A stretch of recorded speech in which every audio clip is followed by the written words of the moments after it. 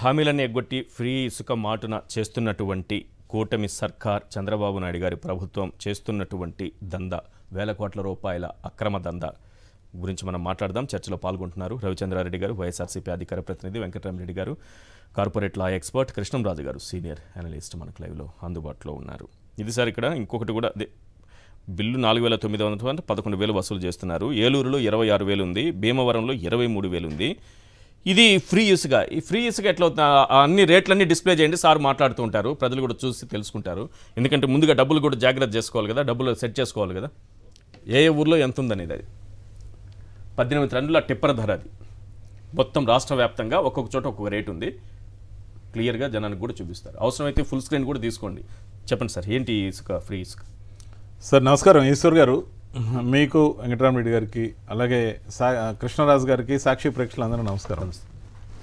యాక్చువల్గా అయితే వైఎస్ జగన్మోహన్ రెడ్డి గారు ఆలోచన తీరు, ఈ ప్రభుత్వానికి ఓ 3 నెలల నుంచి 6 నెలల సమయం ఇద్దాం, తర్వాత మనం వీళ్ళు చేసి ఉన్న పనులని మనం ఒప్పుకుందాం, కానీ చేయని పనులను నిలదీద్దాం, ప్రజల పక్షాన ప్రజలకు అండగా నిలబడదాం అనుకున్నాం.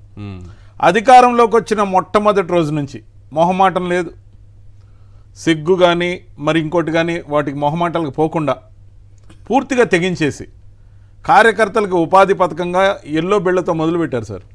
రెవెన్యూ రికార్డ్స్ దగ్గర నుంచి ఎక్కడికి ఎవరు పోయినా కూడా ఆ పసుపు బిళ్ళ పెట్టుకోపోతే, అంటే జనసేన బిళ్ళ అవసరం లేదు, బీజేపీ బిళ్ళ అవసరం లేదు, they are very much standard in that. So yellow బిళ్ళ పెట్టుకోకపోతే ఖచ్చితంగా కూడా వాళ్ళకి కావాల్సినవన్నీ చేయాలి, ఛాయ్ కూడా ఇవ్వాలి, అవును, మంచినీళ్ళు కాదు. సో ఖచ్చితంగా అది డిమాండ్, అది ఒక standard instruction to police, to revenue, to IAS and everybody, they has to follow that. అంటే ఒక ఇన్స్ట్రక్షన్ ఒక్కొక్క వైపు నుంచి ఒక్కొక్కటి వస్తుంది అనమాట. ఈరోజు ఉచిత ఇసుక అనేది చంద్రబాబు నాయుడు గారి నోటి నుంచి జారిపడిన ఆణిముత్యం. ఇంకో స్వాతిముత్యం మరి నారా లోకేష్ గారేమో అమ్మఒడి గురించి డేటా ఎంక్వైరీ చేసి, ఆ డేటా తర్వాత తల్లికి వందనం గురించి ఆలోచించి చర్చించి జనాల్లో బాగా మేధో మదనం చేసి నెక్స్ట్ ఇయర్ నుంచి పెడతారంట. అంటే డేటా లేదు, డేటా ఉంటే ఇప్పుడే ఇచ్చేవాళ్ళు. డేటా జగన్మోహన్ రెడ్డి స్వయంగా ప్రెస్ మీట్ పెట్టి 84 లక్షల మంది ఉన్నారు, ఇవ్వండి, ఎవరైనా మిస్ అయితే మళ్ళీ ఇవ్వమని చెప్పారు, ఛాలెంజ్ విసిరారు. కానీ వాళ్ళకి కావాల్సిన డేటాగా సార్, వాళ్ళు మామూలుగా హామీలు అమలు చేసేవాడు నాయకుడు, హామీలను మాఫీ చేసేవాడు విజనరీ. ఇది చంద్రబాబు నాయుడు దగ్గర నేర్చుకోవాల్సిన రాజకీయమేమో. అంటే జనాలకి నమ్మబలికి మోసం చేయడం వెన్నతో పెట్టిన విద్య. ఖచ్చితంగా కూడా తన బ్రాండ్ నేమ్ని మళ్ళా రుజువు చేసుకుంటూ మొహమాటాలు పోకుండా 5 సంవత్సరాలు మనకు ప్రజలతో ఏం పని ఉంది? ఏం పని లేదు. కాబట్టి ఎటువంటి మొహమాటం లేదు. చూడండి సార్, ఇప్పటికే వాళ్ళు హామీలు అమలు చేయని విషయంలో వాలంటీర్ల వ్యవస్థ కొనసాగుతుంది. 5,000 ఏం సరిపోతాయి మీకు, 10,000 ఇస్తా, మీకు సంవత్సరానికి 1,00,000 రూపాయలు సంపాదించుకునే ఉపాయం చెప్తా అన్నాడు. అది ఈ ఉపాయం అని వాళ్ళకి పాపం అర్థం కాల. ఇప్పుడు ఈ 2 నెలల జీతం బాకీ, రేపు ఆగస్టు 1కి 3 నెలల జీతం బాకీ. ఆయన కంటిన్యూ చేయాలనుకున్నారు వద్దంటోందంట కదా సార్. అది ఎవరు సార్? ఆ రాజేంద్ర ప్రసాద్ గారు, సర్పంచ్ సంఘం అధ్యక్షుడు. ఆయన ఎవరు? తెలుగుదేశం నాయకుడు. అంటే చంద్రబాబు చెప్పించారు. చంద్రబాబుకి చెప్పించేది ఏంది సార్? అంతా జగన్నాటకం అని గతంలో మనల్ని అనేవాళ్ళు. జనానికి మేలు చేసే జగన్మోహన్ రెడ్డి గారిని జగన్నాటకం అనేవాళ్ళు. చంద్రబాబు నాయుడు గారు చేసే రాజకీయాన్ని మాత్రం పక్కా ప్రొఫెషనలిజంతో ఏదైతే ఏ విధంగా హ్యాండిల్ చేయాలో, ఆయనకి మేనేజ్ చేయడం ఏదైతే స్కిల్ ఉందో ఖచ్చితంగా చేస్తాడు. ఖచ్చితంగా కూడా సర్పంచుల సంఘం ఇవన్నీ bogus sir. They will create a atmosphere to destroy everything.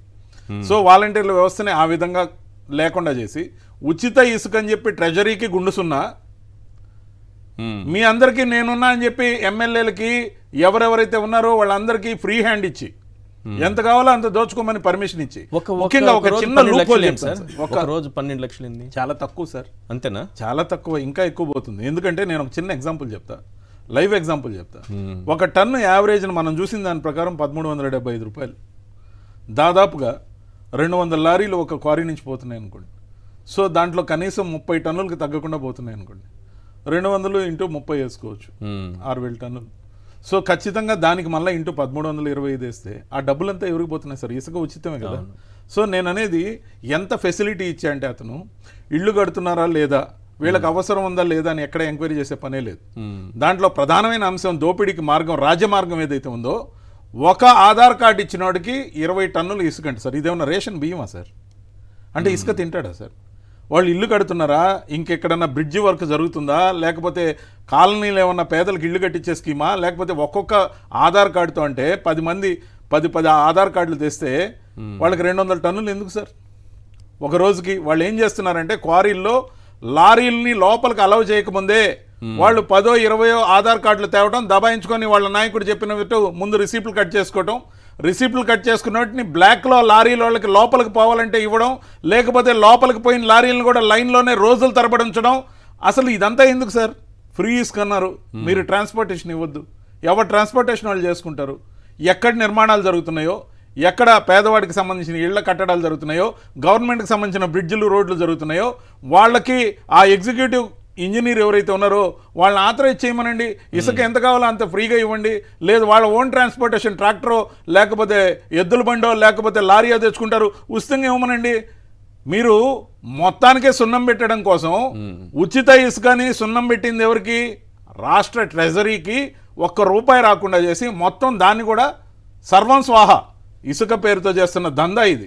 దాంతోపాటు నిన్నటికి నిన్న ఆరోగ్యశ్రీని ఎత్తేయడానికి ప్లాన్ వేశారు. ఎత్తేసినట్టేనా? పెమ్మసాని చంద్రశేఖర్ డాక్టర్ పెమ్మసాని చంద్రశేఖర్ గారు విదేశాల్లో బాగా సంపాదించారు, ఎంపీగా ఫస్ట్ టైం గెలిచారు. అలా వెళ్ళి సెంట్రల్ మినిస్టర్ అయిపోయారు. వడ్డించేవాడు మనోడైతే వేమిరెడ్డి ప్రభాకర్ రెడ్డి గారు 10కి 10 గెలిపించినా అక్కడ చివర రెడ్డి ఉంది కాబట్టి ఖచ్చితంగా ఉండకూడదు.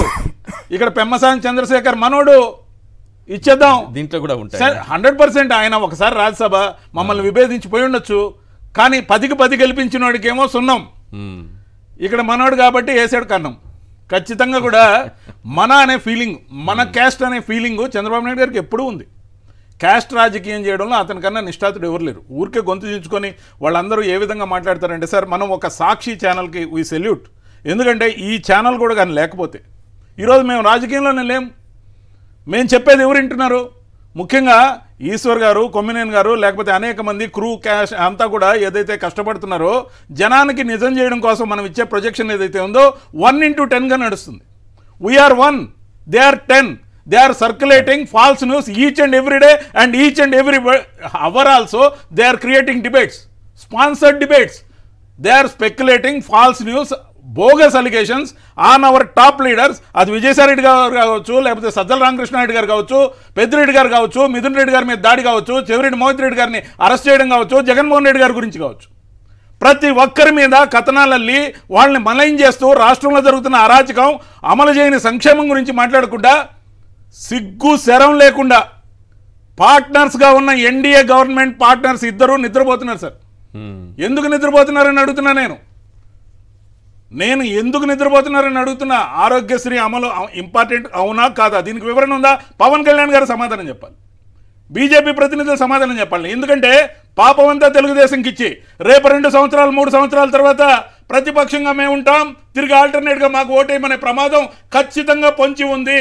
ఓకే, అంటే ఈ కుట్రలో భాగం ఏంటంటే ఎంత వైలెన్స్ జరిగినా వీ మెయింటైన్ సైలెన్స్. సార్ హత్యలు జరిగినాయి, 36 హత్యలు జరిగినాయి. మేము ఢిల్లీకి వెళ్ళి ధర్నా చేసాం. కళ్ళు కనపడట్లేదా, చెవులు వినపడట్లేదా పవన్ కళ్యాణ్ కానీ బీజేపీ ప్రతినిధులు కానీ ఎద్దేవా చేస్తారు సార్. అంటే మనుషుల్ని నరికి చంపుతున్నా, పట్టపగులు నూజివీళ్ళ స్టాబింగ్ చేస్తున్నా, వాహనాలు తగలబెడుతున్నా, ఎమ్మెల్యేలు ఎంపీల మీద రాళ్ల దాడులు జరుగుతున్నా, జేసీబీతో పార్టీ ఆఫీసులు కూలుస్తున్నా, లేకపోతే జేసీబీ గవర్నమెంట్గా ఇదైతే పాపులర్ అవుతుందో ఈ పాపాలన్నీ తెలుగుదేశం పార్టీ నిర్లజ్జగా నిస్సందేహంగా పట్ట పొగులు చేస్తున్నా. ఏం చేస్తున్నారు సార్ వీళ్ళు? అంటే భయకంపితులను చేసి వైఎస్ఆర్సీపీ క్యాడర్ని నోరు తెరవకుండా చేయాలి. నోరు తెరిస్తే చంపుతాం, కేసులు పెడతాం, లోపలేస్తాం, ఇరగతీస్తాం, పొడి చేస్తాం అని చెప్పి వీళ్ళు ఏదైతే ప్రవర్తన చేస్తున్నారో సార్, ఎంతోమంది అధవాలను చూశారు. అది ఆ విధంగా భయపడి ఉంటే ఈ దేశానికి స్వాతంత్రం కూడా వచ్చేది కాదు. మనం ఒకరు ఉండొచ్చు, వాళ్ళు 10 మంది ఉండొచ్చు, కానీ ఇది మన పోరాటం సరిపోవట్లేదని నా అభిప్రాయం. ఖచ్చితంగా కూడా మన ఒక న్యూస్ 2-3 బిట్లుగా ఏదైతే నిర్రోజు చూస్తున్నా ఆ విధంగా ఉంది కాబట్టి మాట్లాడాలి. 2-3 బిట్లుగా సాక్షిలో జరిగిన డిబేట్లు యూట్యూబ్లో సర్క్యులేట్ అవుతున్నాయి. But our YouTube is far behind. వాళ్ళు ఏంటంటే ఫాల్స్ న్యూస్ని ఒక్కొక్క ఛానల్ 10 ముక్కలుగా కట్ చేసి 10 ఛానల్స్ 100 క్లిప్పులు పెడుతున్నారు, వాటిని బూస్టింగ్ ఇచ్చి ప్రమోట్ చేస్తున్నారు. సో మన న్యూస్ ఎక్కడికో వెళ్ళిపోతుంది, మన క్లిప్పులు కనపడటంలా. So they are dominating. చాలా ఆవేదనతో చెప్తున్నా.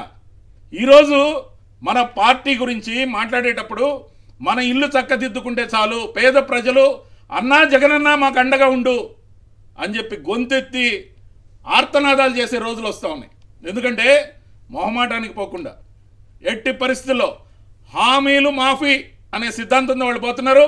వాళ్ళ కళ, వాళ్ళ స్వేచ్ఛ, అప్పు అయినా కానీ గ్రాంట్ అని చెప్పి మభ్య పెడదామని చూస్తే జరగని విషయం ఏదైతే ఉందో 15,000 కోట్ల రూపాయల అప్పుని ఏపీకి హ్యాపీ అని రాసిన ఆ దగుల్బాజీ పత్రికలు ఏవైతే ఉన్నాయో వాటిని ఏమనాలి సార్? మనం ఎంత నిజం రాసినా అబద్ధంతో అరిచరిచి చెప్పడం అనేది మనల్ని కమ్మేస్తుంది. దీంతోనే మేము ఓడిపోయాం. మళ్ళీ ఇంకొకసారి ఇలాంటి పొరపాటు జరగకూడదు. మీడియా మేనేజ్మెంట్ అనే దాంట్లో మనం వెనకబడ్డాం. మీడియా మేనేజ్మెంట్ లో మేము వెనకబడ్డాం. నిస్సందేహంగా నా స్వార్థానికి అతీతంగా ఒక పార్టీ సిన్సియర్ కార్యకర్తగా, జెండా మోసేవాడిగా, ఎల్లకాలం వైఎస్ఆర్సీపీని జెండా పట్టేవాడిగా చెప్తున్నా, we are far behind in media management. They have done nothing. Even today they are violating all the promises, manifesto. Cheating government is going on. ఎక్కడ వార్త కనపడదు. Cheating government is going on. మనల్ని డామినేట్ చేస్తూ వేరే విషయాల మీద అటెన్షన్ ని divert చేసి ప్రధానమైన నాయకుల్ని అలిగేషన్స్ లో మలైన్ చేసే కార్యక్రమాలు మొదలుపెట్టి మన ఆత్మగౌరవాన్ని, మన ఆత్మస్థైర్యాన్ని, కార్యకర్తల్ని దెబ్బతీసే కార్యక్రమంతో ఏవైతే చేస్తున్నారో వాళ్ళు ఫ్లరిష్ అవుతున్నారు, వాళ్ళు సంపాదించుకుంటున్నారు, వాళ్ళు మిద్దెల మీద మేడలు కడుతున్నారు. కానీ మనం ఏం చేస్తున్నాం? మనం ఫైట్ మాత్రమే చేస్తున్నాం. 1:10గా సరిపోదు. పద్మవ్యూహంలో అర్జునుడు కూడా ఇబ్బంది పడే రోజులు వచ్చాయి, అభిమన్యుడే కాదు. ఎస్